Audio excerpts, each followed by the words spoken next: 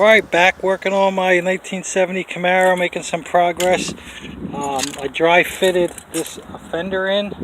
I had to bump this back up. When I actually put it in, I'll make sure that gap seals real tight and that fold in there. I'll show you what I did. I cleaned up all the cuts here.